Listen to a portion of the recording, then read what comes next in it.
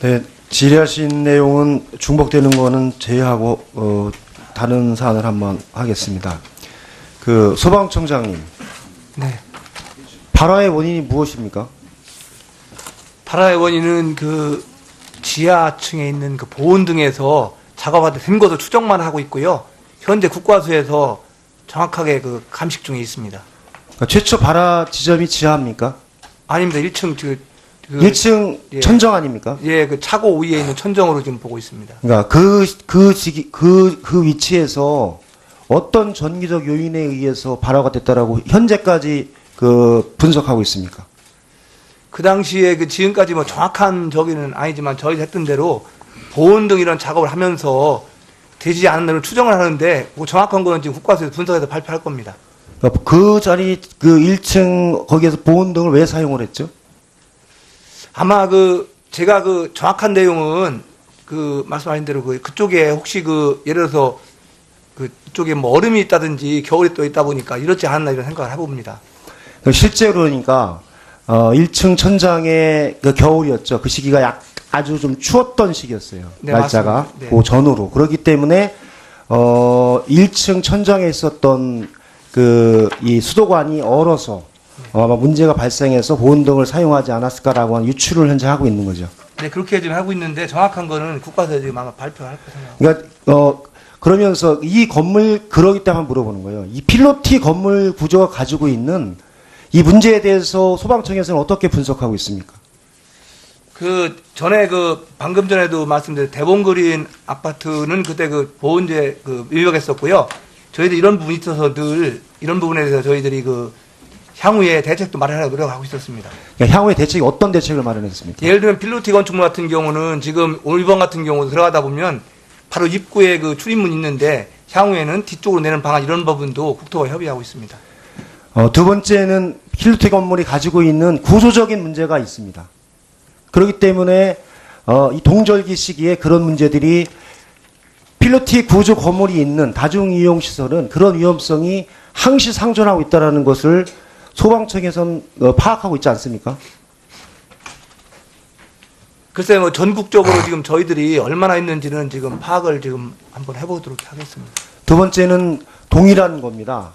여러 가지 건축을 용이하기 위해서 필로티 구조, 그다음에 주차장 면수를 인정해주기 위한 여러 규제 완화하면서 그 시기에 아주 우죽순으로 필로티 구조가 작년까지 아주 많이 건축허가가 나가 있고요. 두 번째는 외벽의 드라이비트 구조에 의해서 그게 방염 처리되지 않은 외장재로 인해서 실제로 화재를 더 키웠던 요인이 되지 않았습니까? 네, 맞습니다. 다중이용 시설 속에 현재 제천 지역 현장 조사를 아마 하셨을 것 같은데 제천 지역에는 그럼 이렇게 드라이비트 구조로 돼 있는 다중이용 시설이 이 화재 현장 말고 다른 곳에도 상존하고 있지 않습니까? 그 부분은 좀 파악을 못했는데 한번. 그렇죠. 왜냐하면 저희들이 의정부 화재 사건에서도 동일한 형태로 저희들이 드라이비트 구조가 가지고 있는 문제를 제기해서 그 시기 그 이후로 법적 방염 처리를 의무화했는데 실제로 2011년 이전에 허가됐던 건물들은 사실 이 구조로부터 무방비 상태입니다. 그럼 이 문제에 관해서 소방청은 소방 안전에 대한 대책을 이제 가지고 있나요? 저희들이 지금 의원님 말씀하신 법령이 15년 이후에 6층 이상으로 되어 있었고요. 소급해서 안 되기 때문에 향후에 저희들이 한번 그런 방안도 지금 추진하려고 하고 있습니다. 세 번째는 불법 주차 문제인데요. 저는 그렇게 생각을 해요. 불법 주차에 대해서 20만 원, 100만 원으로 범칙금을 올리고 하더라도 구조적으로 제가 보기에는 우리나라 오래된 도시에 있는 주차장과 차량이라고 하는 구조가 있어요. 불법 주차가 상시적으로 상존한다라고 하는 가정하에 어떻게 A의 대응, 싹 정리된 상태에서 소방차가 진입할 때의 대응 방안과 불법 주차가 되어 있을 시에 대응할 수 있는 방안, 이안, 그 관련한 매뉴얼이 없나요? 저희들이 평상시에 이렇게 혼잡 지역이라든지 주차장 같은 경우는 출동로 확보 훈련도 하고 홍보도 하는데 앞으로 향후에 이런 경우 불법 주차라든지 주정차라는 경우에 적극적인 그 파괴라든지 이런 부분에서 소방활동에 진행하도록 노력을 하겠습니다. 저는 파괴를 통해서 한다고 하더라도 진입하는 시간이 발화로부터 골든타임 이내에 들어갈 수 있는 그런 조건이 과연 가능할까?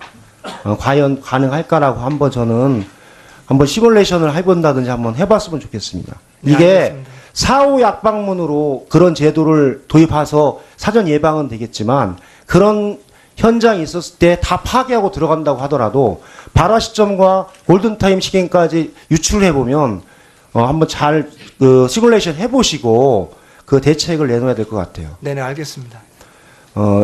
저도 현장에 가봤습니다. 가봤는데 가장 중요한 것은 물론 여러 가지 인력의 문제도 있었지만 현장 지휘관의 판단이 저는 정확하지 않았다라고 봐요.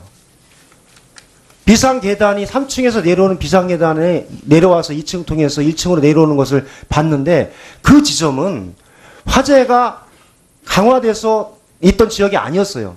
맞죠, 소방청장님? 네, 그 당시에 그 비상계단의 라인은 화재를 통해서 확장이 되지 않은 시기였어요. 그래서 현장에 다 진화가 끝난 다음에 하루 뒤에 저희 현장에 가봤을 때도 그 비상계단 지점은 다른 지역에 비해서 화재 피해가 적었던 지역입니다. 맞죠? 지금 그 외대 영상을 이렇게 지금 나타나고 있습니다. 외형상이 아니라 객관적인 사실 확인 안 했습니까? 근데 저희들이 그 CCTV 같은 거 보면 그 비상구 쪽에서도 연기가 많이 나오는 아까 영상도 있었습니다. 그러니까요. 그러면은 저는 그래서 현장 팀장이 가시고 12분에 서장이 가셨으면 그런 판단을 가장 강력히 하고 눈에 보이는 요 구조도 있었지만 전화로서 119에 전화 왔던 사람들의 그 신청도 요 구조자의 신호라고 봐야 되는 거 아니에요? 눈에 보이는 것만 요 구조. 총장님 한번 답변을 보내주세요.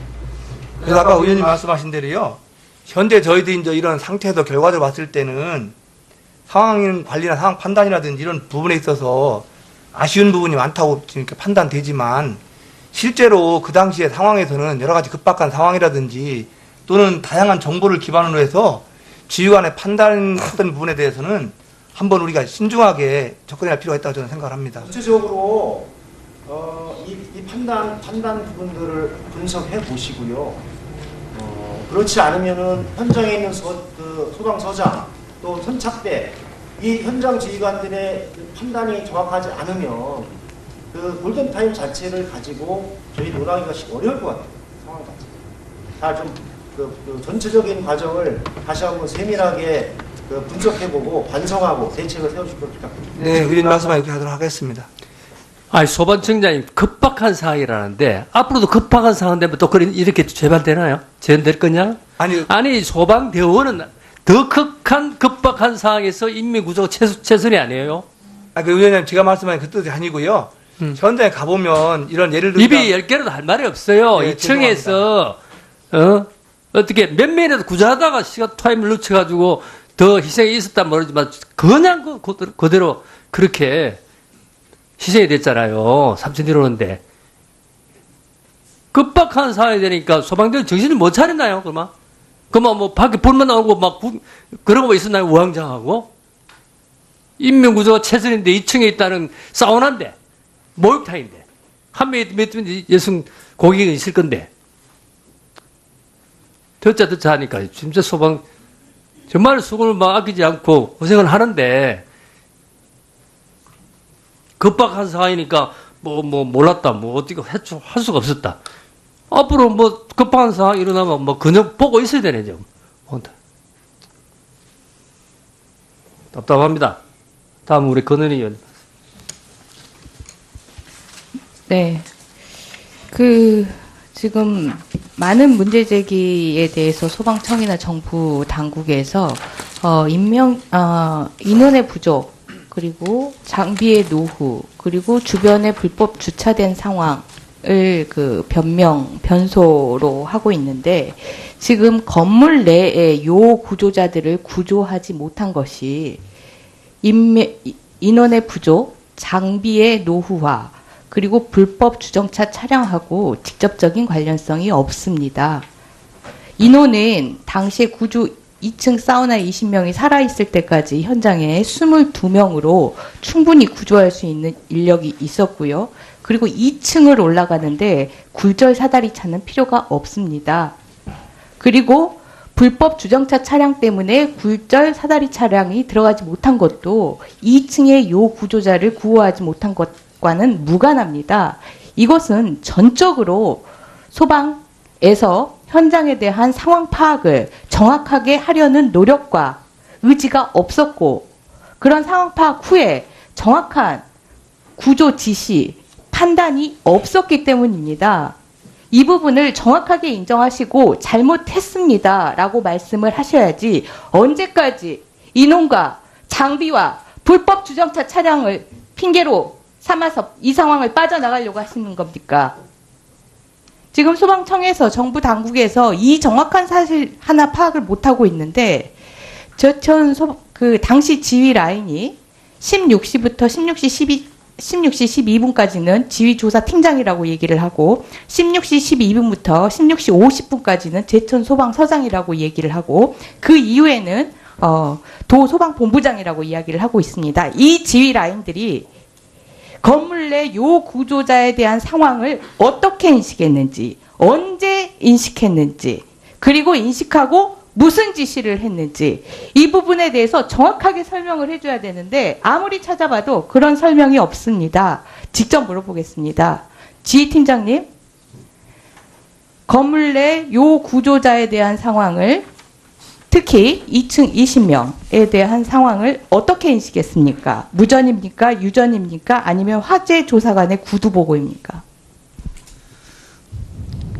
제가 출동할 당시에 이미 저는 그 시설이 스포츠 시설인 걸 알았기 때문에 정확하게 예. 건물 내 2층에 예. 요 구조자가 있다는 사실, 6층과 7층과 8층에 요 구조자가 있다는 사실을 어떻게 인식했습니까?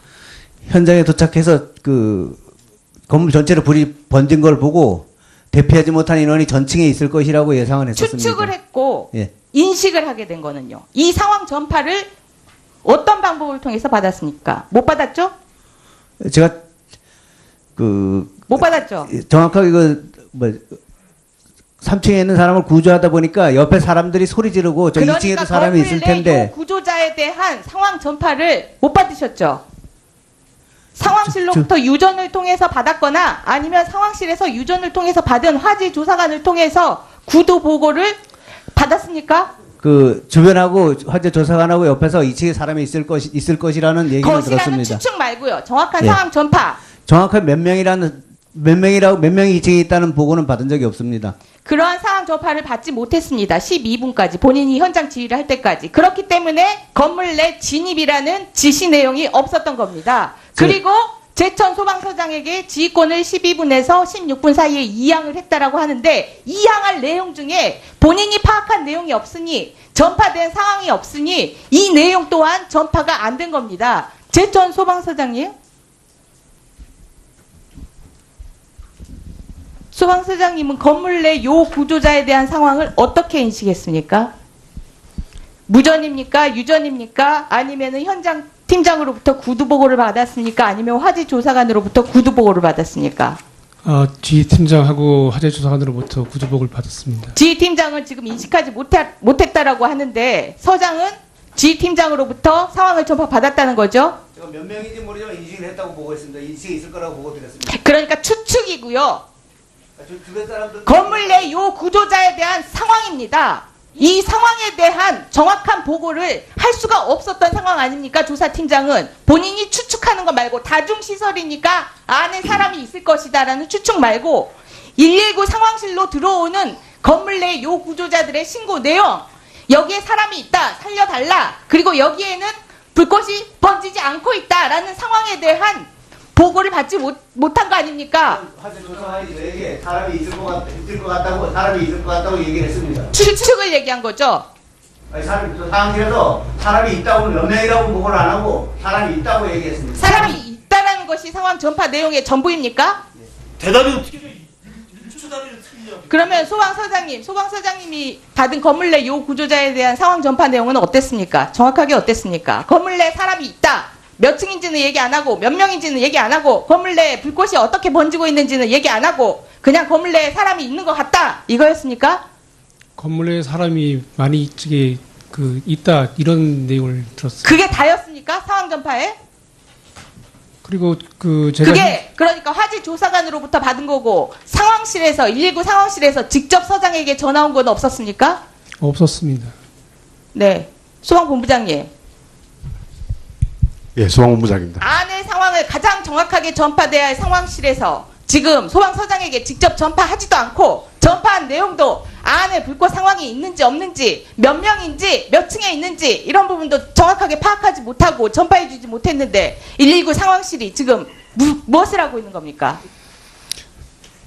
당시 상황실 기능이 좀 더 강화됐으면 제 역할을 했으면 하는 아쉬움은 있습니다. 상황실에서 전혀 역할을 하지 못한 거 아닙니까? 정확하게 건물 내 상황을 전달을 해줘서 현장에서 필요한 조치를 해야 되는 거 아닙니까? 상황실장 출장 보내놓고 지금 상황실을 그렇게 비워놔도 됩니까? 그거는 1년에 계획된 걸로 해가지고 출장 같은 사항입니다. 상황실장을 출장을 보내는 경우가 어디에 있습니까? 상황실장은 위급한 상황에 이렇게 정확하게 상황을 파악하고 전파해야 될 가장 중요한 컨트롤 타워의 역할인데 그런 상황실장을 부서를 만들어 놓고 무슨 구조 분란을 한다는 겁니까? 상황실장은 1근이고 1, 2, 3 팀장이 상주하는 이 상황팀장이 있습니다. 당시 상황팀장이 상황실장이 가장 중요한 역할을 하기 때문에 상황실장 아닙니까? 실장이 각 팀장을 지휘를 하고요. 지금 지휘 역할이 전혀 이루어지지 않았음이 확인이 되고 있는데 그 부분에 대한 보고받았습니다. 네, 앉으시고요. 마지막으로 하나만 더 끝나겠습니다. 제천 소방서장님 16시 12분에 현장에 도착하셨다고 하셨죠? 예. 그날 현장에 무선이 고장이 나서 모든 보전이 지금 되지 않은 걸로 확인이 되고 있습니다. 그렇게 보고서를 작성을 하신 거 맞죠? 무전이 고장난 게 아니고 무전 시설이 노후됐기 때문에 어떨 때는 연결이 되고 어떨 때는 연결이 안 되고 한 그런 상황이 있었습니다. 그날은 무전이 연결이 안 되는 상황으로 확인이 되고 있습니다. 그렇죠? 네, 그렇습니다. 그런데 제천 소방서장님은 16시 35분경에 유일하게 무전이 되신 분입니다. 알고 계시죠? 네, 통화가 됐습니다. 그때 무전이 되지 않은 이유가 기지국 불량 때문인데 지금 제천 소방서장이 무전이 된 이유에 대해서는 설명이 안 되고 있습니다. 유일하게 설명이 가능하다면 불량한 기지국이 아니라 작동된 기지국 내에 제천 소방서장님이 계셨기 때문이 아닌가라고 생각이 되는데요. 이 부분에 대해서 어떻게 생각하고 있습니까?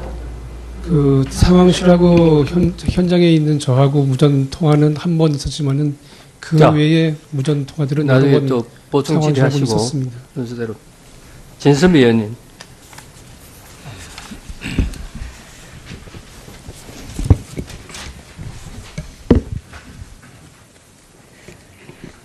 소방청장님, 네. 오늘 결국은 유족분들께서 중간에 나가시고 굉장히 고통스러워 하셨습니다. 그 상황에 대해서 충분히 인지하시고 오늘 지금 합동조사단이 3번 정도 이미 중간에 그 유족들을 만나서 이러저런 조사 결과들에 대한 얘기를 했지만 여전히 불만도 있으시고 문제가 있다고 생각하셨기 때문에 오늘 이 자리에 오셔서 7가지의 의혹에 대한 얘기를 하고 가셨습니다.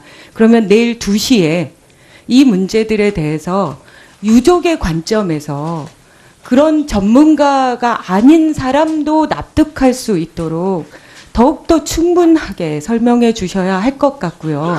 조금 전 권은희 의원님께서 지적하신 그 부분이 사실은 이 모든 분들의 다양하게 표현되고 있지만 그 부분에 대한 의혹과 고통과 안타까움이라고 생각합니다.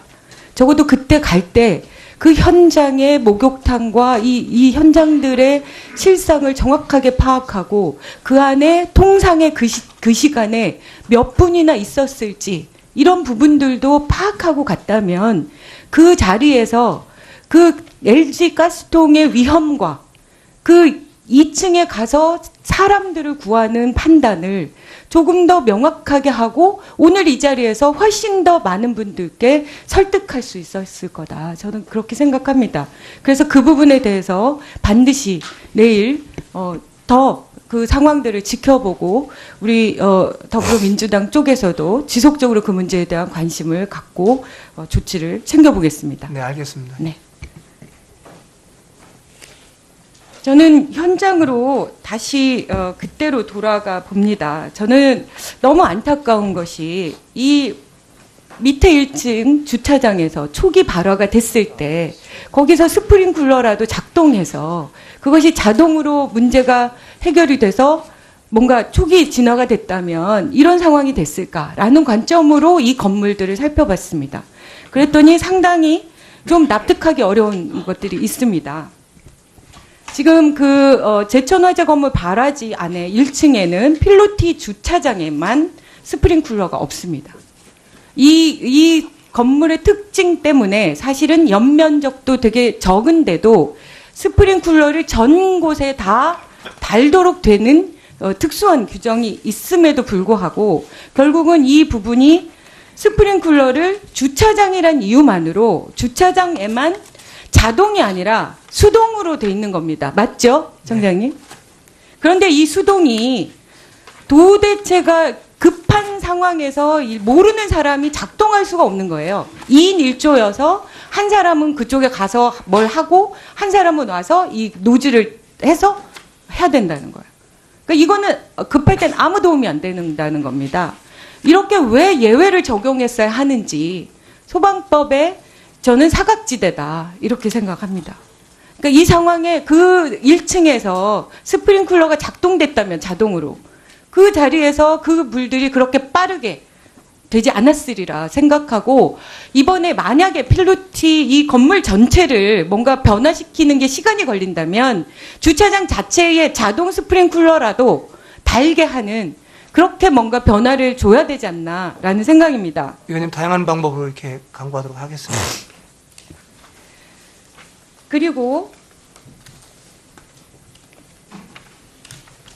그 작동 기능 점검과 특수 종합 정밀 점검 두 가지가 있는 거 아시죠? 네, 알고 있습니다. 이 건물은 그 대상이 무엇입니까? 2급 대상이기 때문에 작동 기능 점검만 1년에 한 번 받으면 됩니다. 근데 이것 또한 일관적이지 않다는 말씀입니다. 실제로 이 건물은 말씀하신 대로 스프링쿨러 자체를 일정한 규모의 일정한 조건에 있는 경우, 그러니까 5,000 평방미터가 아닌 이상이어야 스프링쿨러를 다 달게 하는데 이 건물은 100명 이상이 이용하기 때문에 스프링쿨러 전체를 다 달도록 하게 돼 있습니다. 그런데 종합 정밀 점검이 필요한 이유는 그 스프링쿨러라는 것 자체가 작동이 되는 거, 점검하는 거 이런 것들이 일반인이 할 수 없기 때문에 그래서 종합 정밀 점검을 하게 되는 거고 그 종합 정밀 점검의 보고서는 전문가가 해야 되고요. 이렇게 100몇 페이지가 되는 보고서로 작성돼서 점검이 되는 겁니다. 그런데 이 건물은 그렇게 수백 개가 되는 스프링쿨러를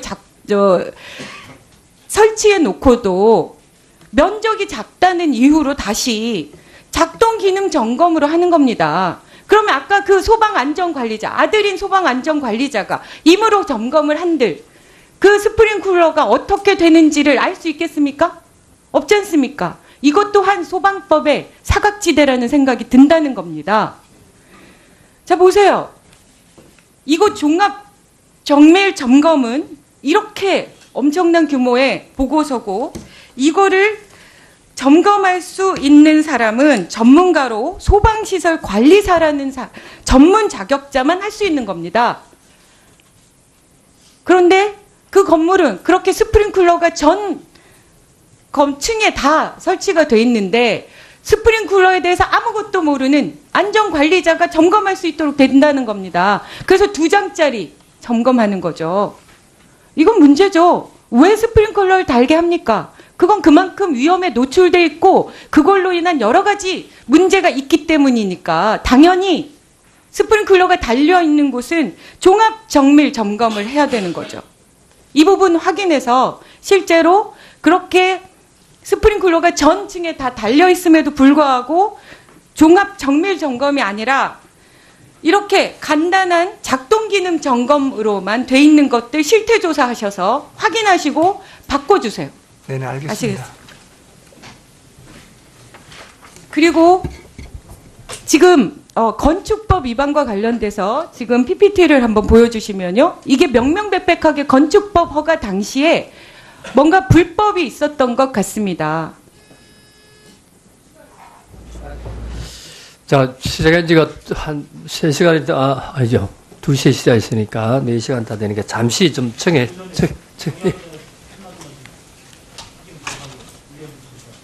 윤준이. 황영철 의원입니다. 저는 오늘 에서는 어떻게 분석하고 있습니까?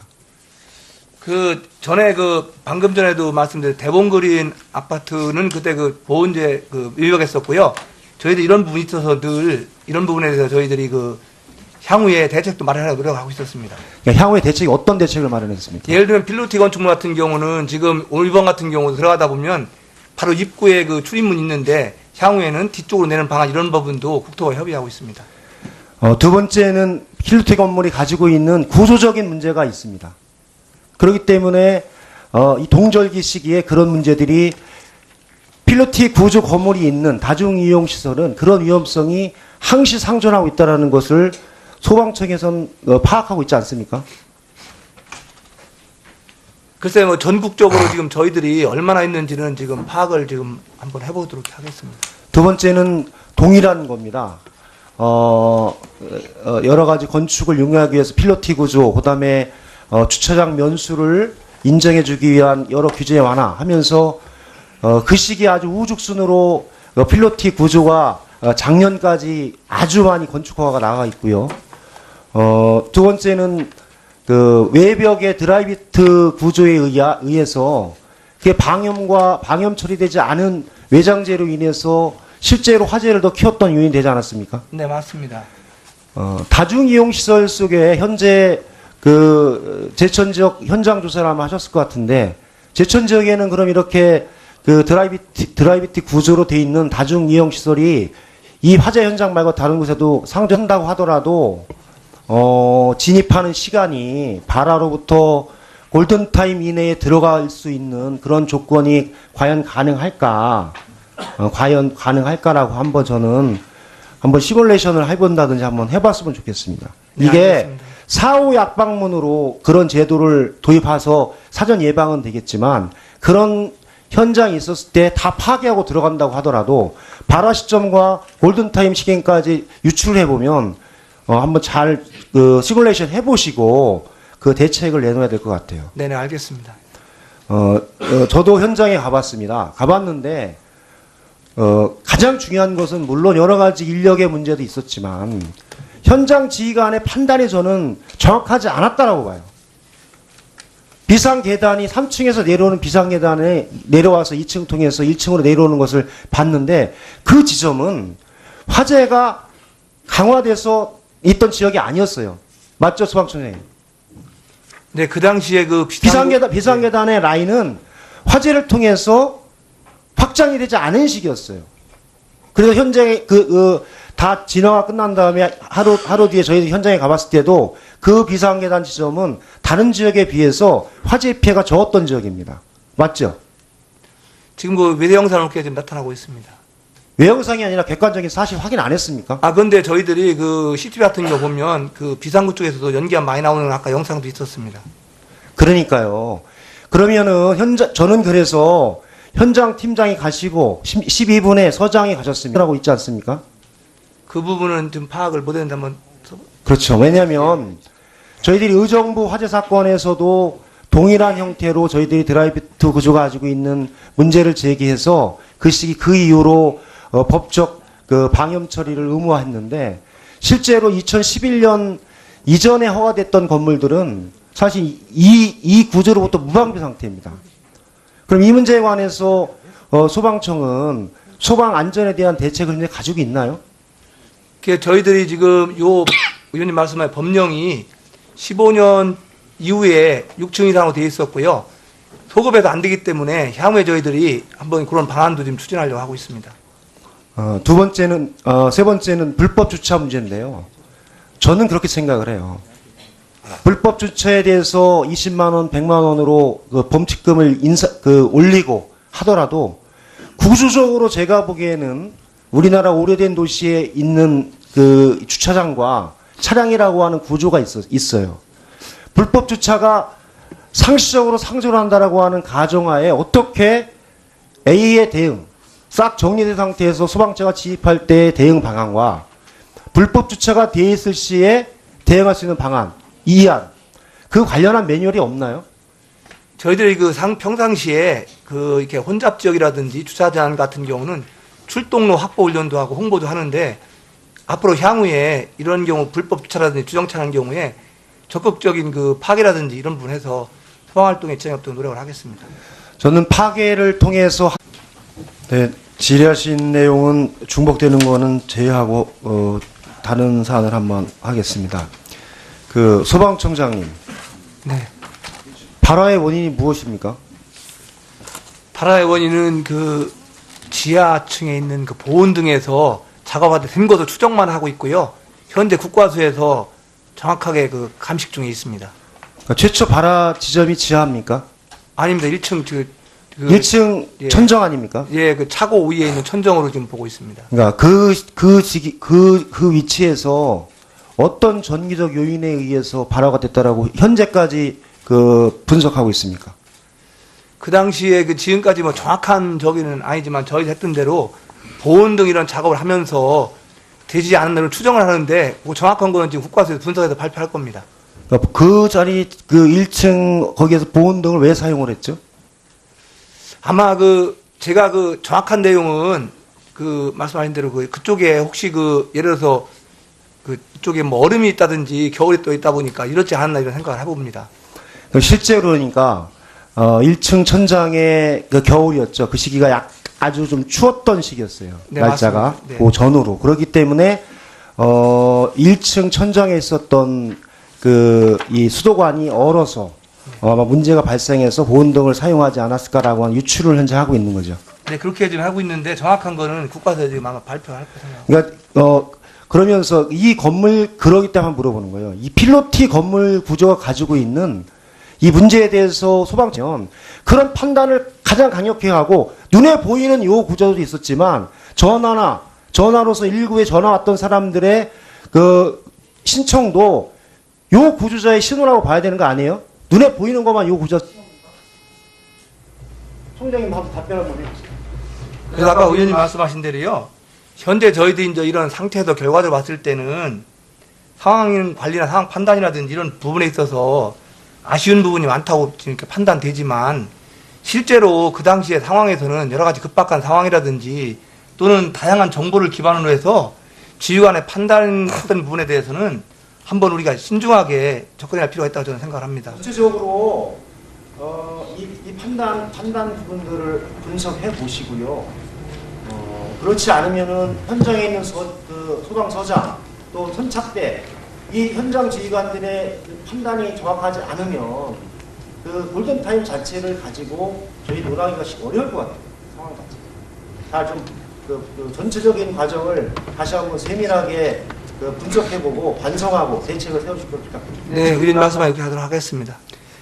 소방청장님 급박한 상황이라는데 앞으로도 급박한 상황 되면 또 이렇게 재발되나요? 재현될 거냐? 아니 소방대원은 더 급박한 상황에서 인명구조가 최선이 아니에요? 의원님 제가 말씀하신 그 뜻이 아니고요. 현장에 가보면 이런 예를 들면 입이 10개라도 할 말이 없어요. 네, 2층에서 어떻게 몇 명이라도 구조하다가 시간 타임을 늦춰가지고 더 희생이 있었단 모르지만 그냥 그대로 그렇게